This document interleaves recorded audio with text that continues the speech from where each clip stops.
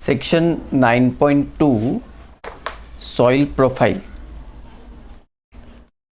Yes sir.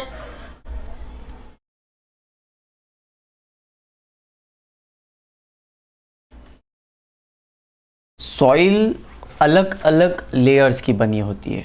Soil is made up of distinct layers. Distinct मतलब अलग अलग layers की बनी होती है। ये अलग अलग लेयर्स को कैसे हम पता करें कि कौन कौन सी लेयर्स की बनी है, इसके लिए बहुत सिंपल सी एक्टिविटी होती है। आप जहाँ पे रोड की खुदाई हो रही हो वहाँ पे से एक सैंपल लेके आओ और उसको पानी में डिज़ोल्व कर दो और फिर उसको मूव कर दो और रखे रहने दो थोड़ी देर। थोड़ी देर मतलब 1-2-2.5 घंटे बाद आपको सॉइल की अलग अलग लेयर्स दिख जाएगी। देखते हम एक एक्टिविटी में। In the soil is called humus.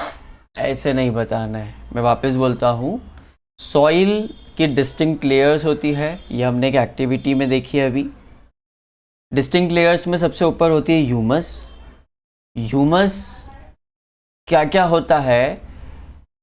Dead and decaying. Dead and decaying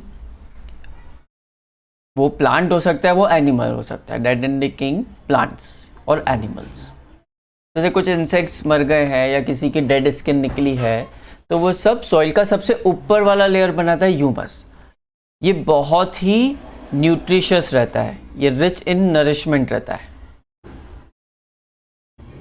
और सर अपन ये भी बोल सकते हैं ना, humus is the toppest layer of soil. उसके बाद जो हम लोगों ने सॉइल प्रोफाइल बनाई थी उसके बाद वाटर आया था उसमें, जो हम लोगों ने बनाई थी उसमें।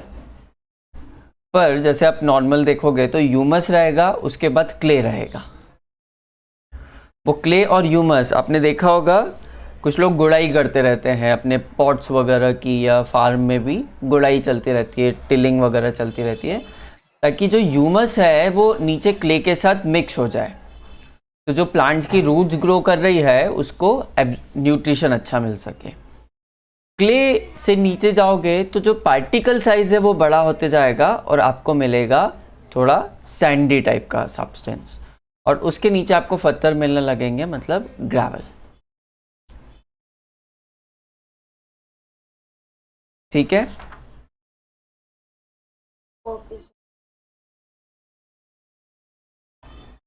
अब अपने बुक में से 9.2 सेक्शन पढ़ो और कुछ जो वर्ड्स आपको नहीं आएंगे वो हम डिस्कस करेंगे।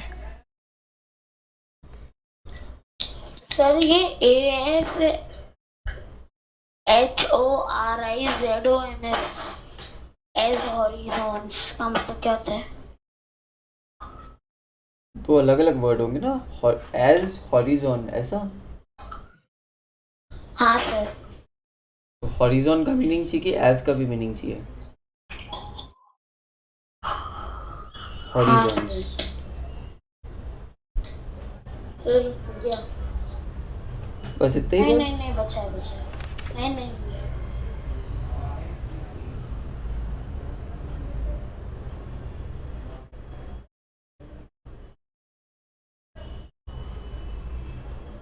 सर डग DUG डग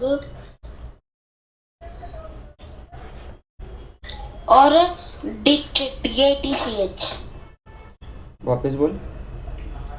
DITCH और sir DIGGING digging.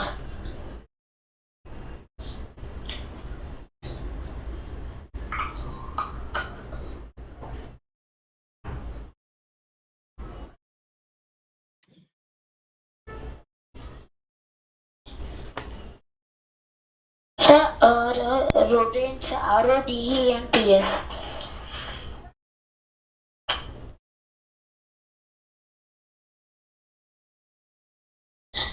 Sir mollusks MOLUS। MOLIS LES.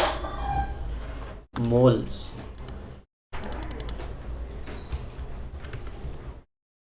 और फिर beetles, BEETLES.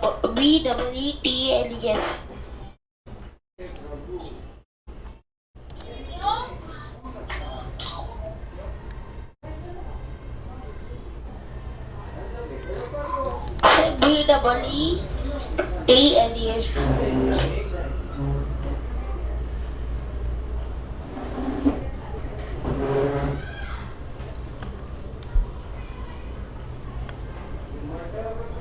सर वो BEETLES है, BB. Beetles. हाँ, BEETLES, beetles.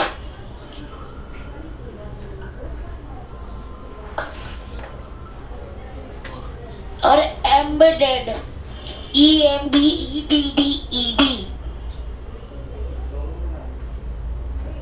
DDED.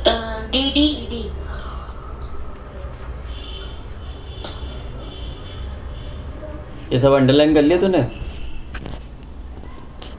क्या सर? ये सब अंडरलाइन कर लिए वर्ड्स? नहीं सर.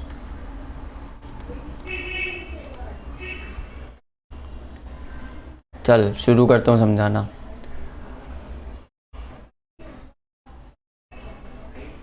तो आपने अभी सब अलग अलग वर्ड्स निकाले जिनका मीनिंग आपको नहीं आया. क्लम्स का बहुत सिंपल मीनिंग होता है. क्लम्स का मतलब होता है आप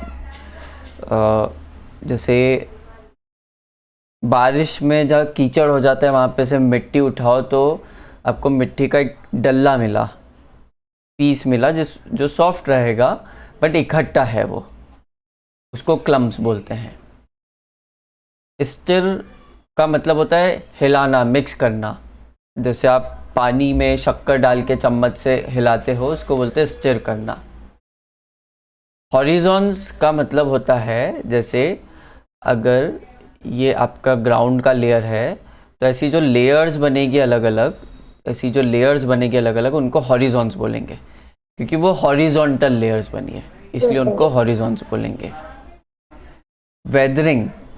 वेदरिंग मतलब एक प्रोसेस होती है जब चट्टानें टूट टूट के बारीक हो के किसी कारण से मिट्टी में कन्वर्ट होती जाती है, उसको वेदरिंग बोलते हैं.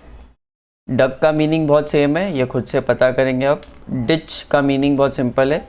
डिकिंग का मीनिंग बहुत सिंपल है. रोडेंट्स का मतलब जैसे जानवर होते हैं, चूहे वगैरह जैसे जानवर होते हैं वो रोडेंट्स होते हैं. मोल्स भी रोडेंट्स जैसे ही होते हैं. बीटल्स उड़ने वाले छोटे छोटे इंसेक्ट्स होते हैं, उनको बीटल्स बोलते हैं. एम्बेड का मतलब जैसे उसमें जैसे कोई सॉलिड चीज़ है उसमें आपने छेनी हथौड़ी से नक्काशी कर दी तो वो एम्बेडेड हो जाता है. किसी सॉलिड चीज़ के अंदर गड्ढा कर करके उसमें कुछ लिख देना या डिज़ाइन कर देना, उसको एम्बेड करना बोलते हैं. तो ये सारे वर्ड्स जिसको नहीं आते वो अपनी कॉपी में लिख ले, और जिसके मैंने मीनिंग नहीं बताए उसके आपको ढूंढना रहेंगे. और बाकी के बता दिए तो मैं कभी भी पूछ सकता हूँ वापस क्या मीनिंग थे. तो आपने 9.2 सेक्शन पढ़ा, उसमें आपको कुछ डाउट हो तो पूछिए. No sir.